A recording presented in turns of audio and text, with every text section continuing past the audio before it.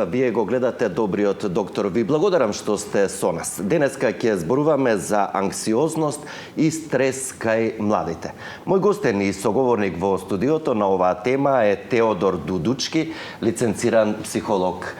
Дудучки, добар ден. Добар ден. Ви благодарам што сте дел од денешното издание на емисијата. Благодарам за поканата, поздрав до сите гледачи. И за денеска одбравме доста актуелна и често застапена проблематика од вашата специјалност, психологијата. Конкретно ќе говориме за анксиозност и стрес, ќе направиме и разлика помеѓу овие доста чести две состојби, посебно кај помладата популација. На почеток, што представува анксиозноста, а што е стресот и да ни опишете разликата помеѓу овие две состојби. Така, значи стресот и анксиозноста најчесто ние ги поистоветуваме и велиме дека е едно исто и дека само разлика е во траењето, но длабоко и во интерес на истината не е така. Стресот представува една реакција на некакви стресори врз основа на тоа како ние прецепираме и да зависно од тоа како ќе реагираме на некој стресна ситуација или стресен момент, за разлика од анксиозност која представува длабока внатрешна спремност на организам да се бори со некаков стресор, но тој стресор сепак не постои. И тоа е разликата во која анксиозноста е подолготрена и многу потешка за третман за разлика од стресот. Затоа што кога ќе го снема стресорот се повлекува, но анксиозноста продолжува. И тоа е поголемата разлика што се прави помеѓу стресот и анксиозноста. Така, ќе ги офатиме сите аспекти околу анксиозноста и стресот во текот на разговорот, но зошто е важно да зборуваме за овие теми, особено кога станува збор за младата популација? Вие, иако сте млад, долги години работите токму со млади лица кои имаат вакви проблеми. Се зголемува ли бројот на млади? Се претпоставува дека секој трет во светот имал некакви проблеми и некакви симптоми на анксиозност, што е застрашувачка бројка, затоа што е преголема бројка и третманот зависи од тоа како ние, како психолози, психијатри, психотерапевти, ќе пристапиме кон решавањето на тие проблеми. Битно е да знаеме дека постојат многу фактори кои допринесуваат за појава на анксиозноста, тоа е социјалната средина, неповолните економски услови, социјалните мрежи, животот и така натаму. Така, еве ги споменавте можеби едни од најчестите причини, меѓутоа еве и каква улога има од друга страна и училиштето, самата средина, непосредната околина на едно дете или на една личност да се соочи со анксиозна или стресна ситуација? Така, значи училиштето сепак представуваат некакви императиви и се поставуваат некакви императиви, односно мораме да научиме, мораме да бидеме најдобри, мора да се такмичиме за да бидеме едни од подобрите. И тоа представува една закана за нашиот организам и тука најчесто младите, па и децата во основните училишта се соочуваат со стресни ситуации затоа што тие мислат дека мораат да бидат најдобри, дека не смеат да направат некакви грешки, дека не смеат да погрешат, дали е тоа одговарање, дали е тоа тест, дали е било која ситуација и на тој начин се активира тој нашиот одбрамен механизам кој трае и каде се појавуваат некакви симптоми кои се доста непријатни. Тука можеби има клучна улога и домото, семејството, односно родителите за преголем перфекционизам или потенцирање на успех, односно неуспех на едно дете. Како тоа влијае за да се соочи едно дете или една млада индивидуа со вакви состојби? Во суштина, да, семејството е едно јадро на нашето функционирање, во кое најчесто родителите исто така поставуваат некакви императиви, па најчесто велат можеш да бидеш најдобар, можеш да бидеш најуспешен, мора да завршиш факултет, специјализација или не знам што би требало да се заврши.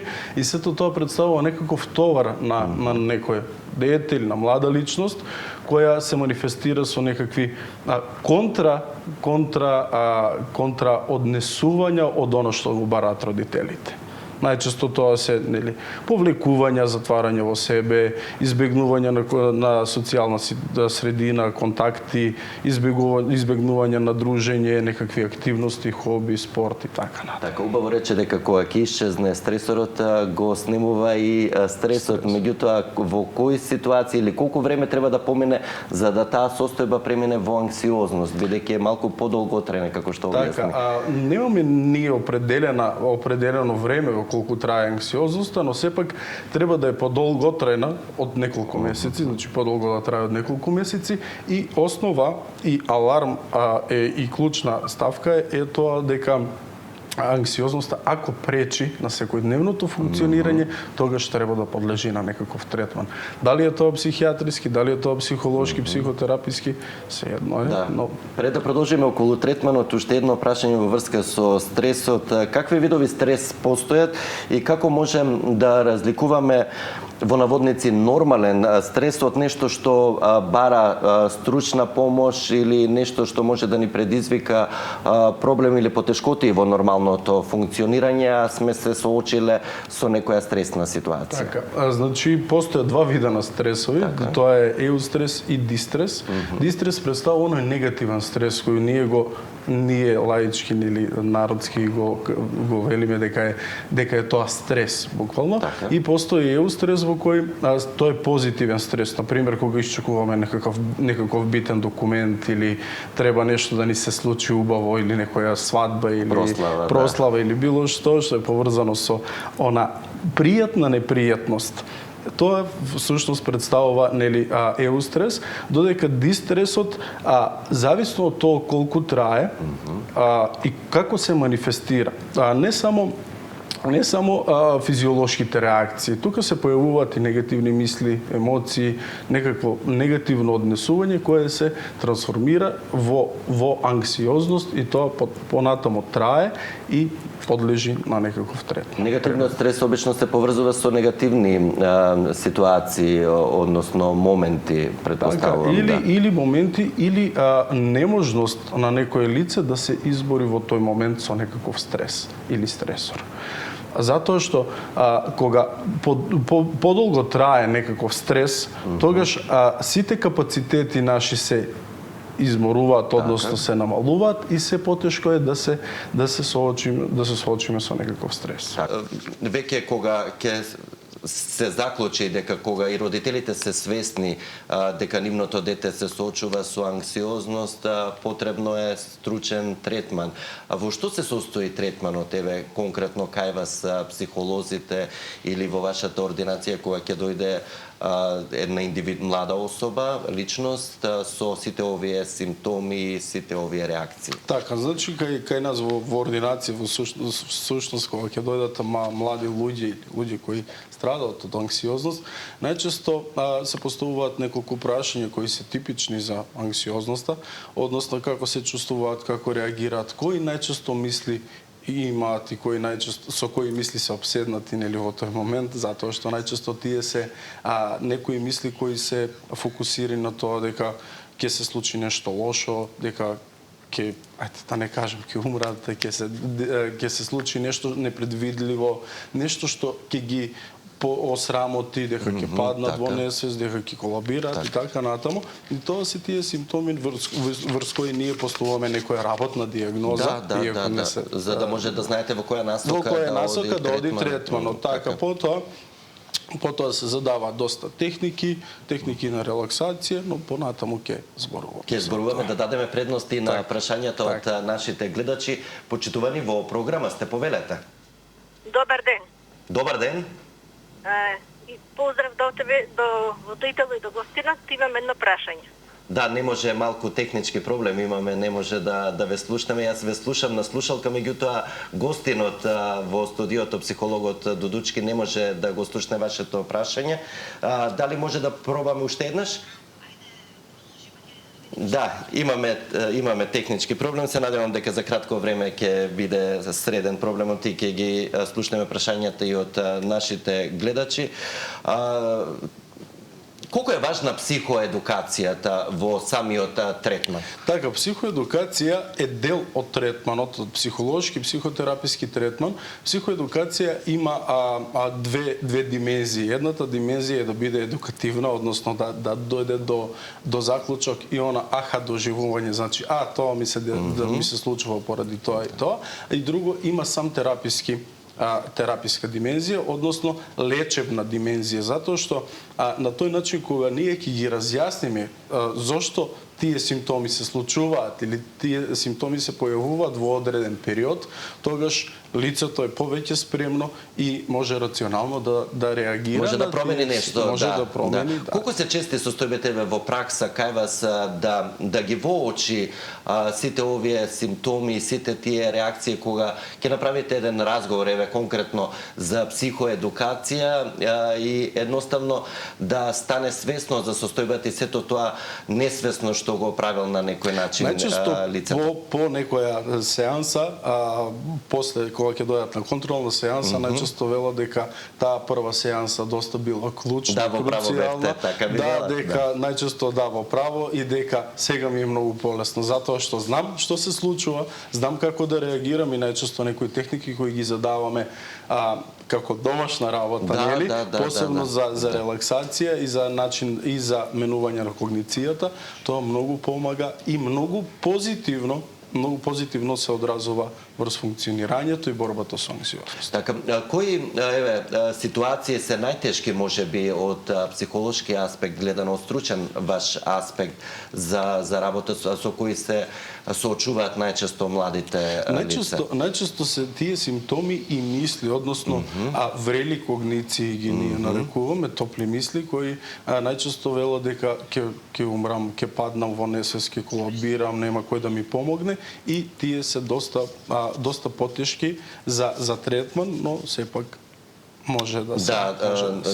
Во вакви ситуации предпоставувам кога психолошката едукација или советување не дава резултати, во кои ситуации потребно е и фармаколошки третман, односно терапија за лекови, се применува ли тоа на повисоко ниво во однос на анксиозноста кај младите? И така, значи во борба и во третманот на анксиозноста секако дека понекога се вклучува и психофармакотерапија, односно антидепресиви, анксиолитици кои помагаат полесно да можеме да го доведеме лицето на психотерапија и полесно да можеме да ги промениме сите оние маладаптивни, односно неадаптивните начини на размислување, начини на функционирањето и емоциите, зависно од тоа колку трае и колку длабоко е влегла анксиозноста во секоја пора на лицето, толку е повеќе потребна психофармакотерапија.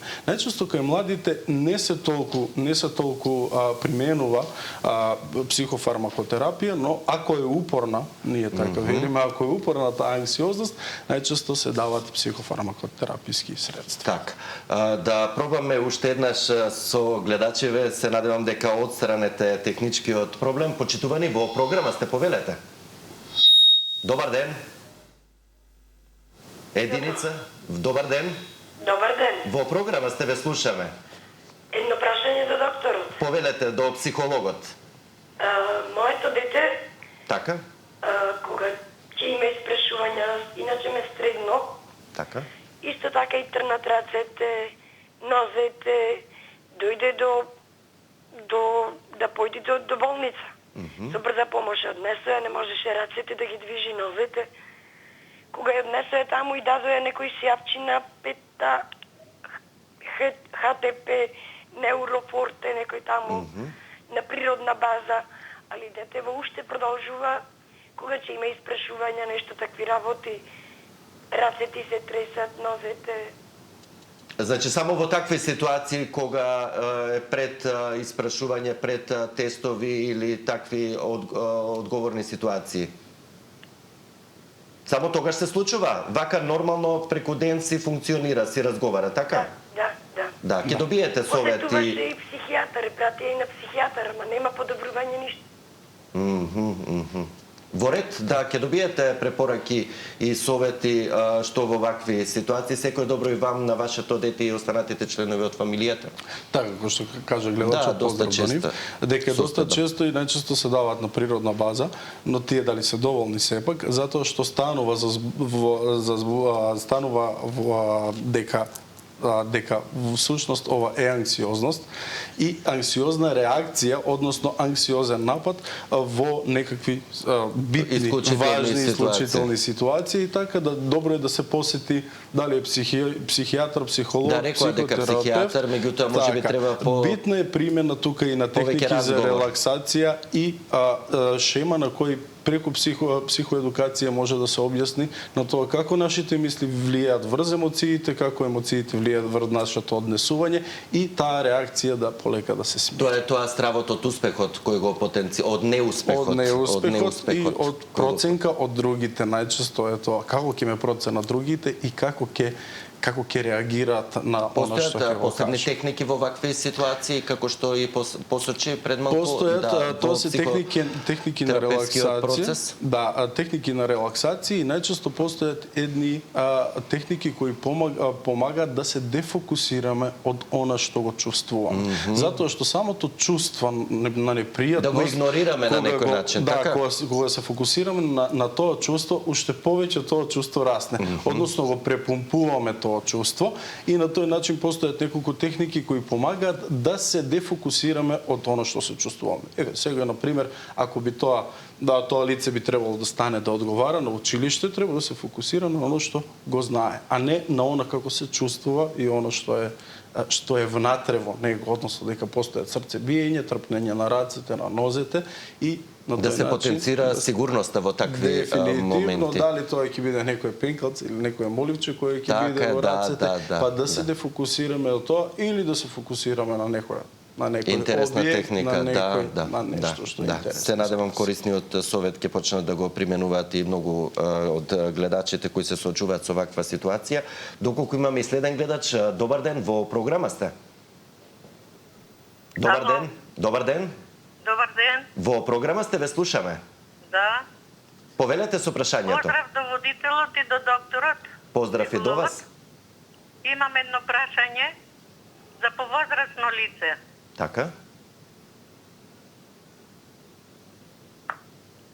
За повозрасно се работи за ќерка ми.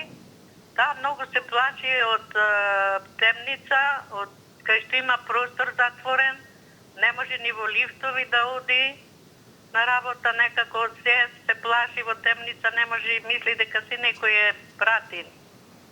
Некој да не оди по неа, да не ја утри, се така нешто. Големи стравови. Што може докторот да ни каже за тоа? Така. Во ред, да ви благодарам за јавањето. Секој е добро и вам и на вашето семејство. Ова типични примери за страв. Значи постои тука, можеме да кажеме дека постои некоја социјална фобија, дека постои клаустрофобија од затворен простор, но сепак треба да се видат и тие елементи на тоа дали некој ја прати, начин на кој тоа се манифестира и начин на кој се интерпретира. Битно е да се посети стручно лице, да се спроведе еден индивидуален тераписки пристап, во кој ќе се согледат се, може да се применат и некои психолошки... 32 години чинам дека имала ќерка. 52 се извинувам. 52. Значи треба да се применат исто така и некакви психодиагностички модели, односно тестови, и да се најде причината, бидејќи за поодмината возраст не можеме со толку малку информации. Така е, но разговор со стручно лице секогаш е првиот чекор во решавање на проблемот со вакви ситуации. Доколку имаме и следен гледач, почитувани во програма сте, повелете. Добар ден. Дали сте на линија, дали се слушаме? Ало. Добар ден, во програма сте, повелете. Да, се слушаме. Повелете со прашањето. До вас, Александар, и до докторот. Поздрав и до вас. Ја имам едно внуче, 9 години, у школа иде. Така. 4-то оделение. Така. И вика, ико ќе учи нешто со мајка му, ќе учат. плаче, ќе умрам ја, нема да запамтам, исто како доктор што кажуваше за децата, да. Така, да. Што треба да се преземе? Пишува, учи, ама Со потешкоти. плаче. И се нервира само, да. Така. Четврто одделение чинам, да, Така. да. Во ред, секој добро господјо и вам и на останатите членови од вашето семејство ќе добиете и вие совети и насоки што да применете за да се надмине таа ситуација кај Како внучето. оно пред малку што го споменавме, дека тука постојат оние врели когниции во кои детето од 9 години, мислам дека беше, нели? Така, да, дека има проблеми со тоа дека ќе умре, дека не може да се избори Не може да запамти, да научи. На тој начин, затоа што најчесто тие деца се фокусираат на тоа дека не можам јас да го запамтам овој материјал и нашиот организам се спрема и бидне во една анксиозна состојба во која не може стварно да научи некаков материјал. Така да, тука може да се примени некоја техника на релаксација која ќе помогне, нема потреба од психофармакотерапија тука секако, затоа што е премлодо дете, нели, од 9 години. Така и почеток е на образовниот процес на некој начин следуваат уште посериозни години. Дефинитивно. Така да може да се примени некаква техника на релаксација која ќе помогне да се смири целиот организам и да почне со учење и тие мисли полека да се отргаат, односно на свесно ниво, да се отргаат тие мисли дека не можам да научам, дека нема никогаш да го совладам овој материјал, дека ќе ми биде многу тешко и така натаму. А да се направи споредба, например, колку можеш, толку знаеш да запамтиш, да не се форсираат децата во такви ситуации, се препорачува? Или другарчето исто може да му се случи паралела да се направи, да не знае, да не научи, нема да бидеш сам. Дефинитивно и не е ништо страшно ако не се научи во тој момент, секако може да се надокнади тоа знаење, така да во овој случај, стриктно за овој случај треба да се примени некаква се побара стручна помош, односно разговор со психолог, разговор и техники на релаксација дефинитивно. Така да секако тие ќе дадат опуштање на некој начин и полесно справување со овие ситуации. Доколку имаме и следен гледач, добар ден. Добар ден. Ало? Во програма сте, ве слушаме. Добар ден. Добар ден. Повелете со прашањето. Откоча ми се јавувам. Да, имам две местрики. На 30 ноември од Германија синот, тргнувајќи на мајка му да дојде да ја види, здрав прав во Словенија спаѓа и починува на лице место. Така. После тоа на 24 април ми се запали куќата. И сега имам некој страх, само што придам на кај куќата мислам дека ми гори. Исто секоја вечер со синот е така да, сама живеам и што доктора да правам, одам по доктори, натам, ама не можам да се смирам, сама живеам. Дали постои можност тие мисли да не може да ги отргне? Како? Дали постои можност тие мисли да не можете да ги отргнете? Дали постои можност да не може да ги отргнете тие мисли од несреќата? Не можам да ги отргнам тие мисли, тоа многу ме мачи. Така. Ќе добиете совети, препораки како да постапите во такви моменти, како што рековте, кога се наближувате на куќата која со која сте имале несреќа, секое добро и вам, господјо. Така, иако е ова доста тежок случај. Тежок случај, да. Дека постои тука мора да се вклучи и некаква психофармакотераписка помош, затоа што постојат нели травма. Ова е анксиозност поради травматски искуства, така да треба да се вклучат нели психофармакотерапија и психотерапија колку што е можно. Затоа што со систематска десензитизација, односно десензитизирање, може да се сменат тие мисли дека куќата гори со само доближување дека куќата гори, иако претпоставам дека е возрастна жена, станува збор за возрастна жена која мислам дека потребно е да се јави за психијатриска помош. Така. Така, мислам дека и со разговорот исцрпивме дел од терапевските можности кај психологот.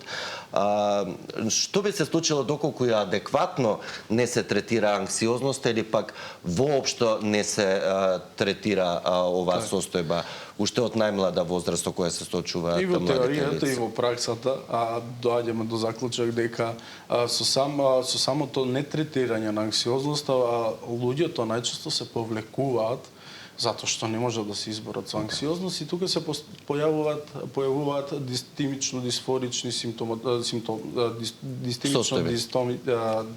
дистимично дисфорична симптоматологија која има слика на повлекување, чувство на непријатност, иако всушност се е во ред, тие се чувствуваат непријатно, се повлекуваат, најчесто се окривуваат сами себе и најчесто полека тоа води до некое депресивно расположение кое е многу потешко после за третман, затоа што ќе мораме и анксиозноста и депресијата да ја третираме како симптом. Да, токму и овие состојби кои ги споменавте, дисмисија, дисфорија и повлекување во себе се на некој начин и благи депресивни Така, дистимијата представува една блага форма на депресија, во која најчесто луѓето велат дека да, се е окей со мојот живот, се е добро функционирам, но сепак нешто ми фали и нешто не е доволно во мојот живот. Да, од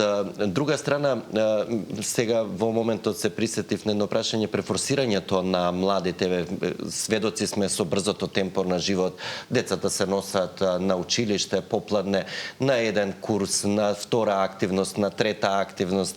Значи, секој родител инсистира или го притиска детето да биде најдобро, да постигне, меѓутоа, не сите деца имаат ист капацитети, не сите деца можат да ги совладаат тие премногу обврски. Колку ова, например, им штети на самото дете, доколку едноставно, да се изразам народски, не му е по кејф да го прави тоа на сила. Така. Иако постои оно пред малку што го зборувавме, дека постои стрес кај децата, нели, ајде да одиме на училиште, па после на пијано, па после на карате, па после на некаква друга физичка активност, тоа сепак, иако се позитивни сите тие активности, тие се исцрпувачки делуваат и во кој се нарушува едноставно целиот баланс на некоја личност и тие луѓе најчесто се и поподложни на некакво анксиозно расстройство или едноставно на некаква симптоматологија која е непријатна за нив. Како може да се заштитат во вакви ситуации младите лица? Ова е една од ситуациите, но и да се превенира едноставно анксиозноста од сите останати причини кои ги споменавте. Така, значи спортот, рекреацијата, слободното време, најчесто велиме какво ни е слободно време, таков ќе ни биде и животот. Така да слободното време треба да го исполниме со нешто што е креативно, нешто што не исполнува, нешто што не прави среќни, нешто што не прави задоволни и сепак нешто што е конструктивно и нешто што ќе се види. Па дали е тоа тренинг, дали е некаква уметност, дали е некаква хоби, дали е планинарење, дали е теретана во која има доста позитивни ефекти поради физичката сила активност, зашто нашето тело е сепак и наш храм. Теодор, колку се важни и сонот, но од друга страна и исхраната, ќе ја потенцираме и лошите навики, никотинот, кофеинот во потенцирање на анксиозноста кај младите? Така, недоволност, односно депривација од сон доведува до забрзана работа на срце, која едноставно е подложно тло за појава на некаква анксиозна симптоматологија.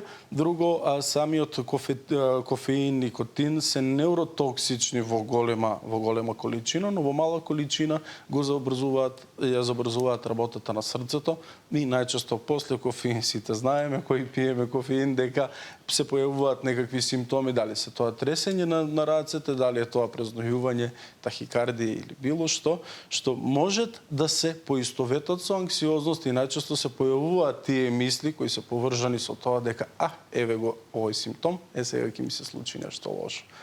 Така да. И што би им советувале на самиот крај на сите млади, но и на семејствата и членовите, да кога ќе почувствуваат дека нешто не е во ред или ќе помислат дека нешто ќе се случи лошо, а се плашат да побараат стручна помош пред се од психолог? Така, треба да ги охрабрувам сите млади и сите луѓе да се охрабрат, да можат да се јават на еден консултативен преглед, разговор со стручно лице, дали е психолог, психотерапевт, психијатар, сосема е тоа неважно. Битно е да сватат дека тие симптоми треба да се третираат, подобро е да спречиме отколку да лечиме, и дека со секој нареден ден се е потешко и за нас како стручни лица и за нив како лица со кои се борат со анксиозност и со таква симптоматологија. Теодор Дудучки, лиценциран психолог, ви благодарам за споделените совети и искуство со нашите гледачи на ова доста актуелна и честа проблематика, и со задоволство ве очекувам да бидете дел повторно од Добриот доктор на некоја друга тема од областа на психологијата. Благодарам и вам. Почитувани, вам ви благодарам за вниманието со кое не следевте. Ве поканувам да бидете повторно со нас и во понеделник. Во меѓувреме останете со програмата на Сител телевизија. Имајте убав викенд и грижете се и за менталното, но и за физичкото здравје. Пријатно!